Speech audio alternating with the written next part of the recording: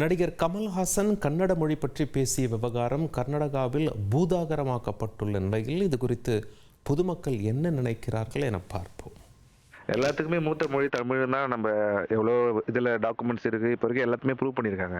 அப்படின்றப்போ தமிழ்லேருந்து பிறந்தது தான் கன்னடம்.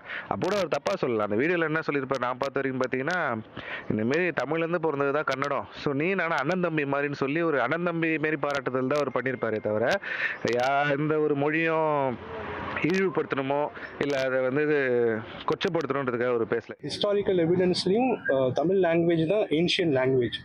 தமிழ்லேருந்து தான் தெலுங்கு, மலையாளம், கன்னடா எல்லாமே வந்திருக்கு. ஸோ மன்னிப்பு கேட்க வேண்டிய அவசியம் கிடையாது. எதுக்கு அவர் மன்னிப்பு கேட்கணும்? முதல்ல ஒன்றும் அங்கே தப்பாலாம் சொல்லி கமல் சார் ஒன்றும் அவர் தமிழ் கன்னடத்தை தாழ்வாக பேசியோ தமிழ் உயர்த்தி பேசியோ ஒன்றும் பேசலை.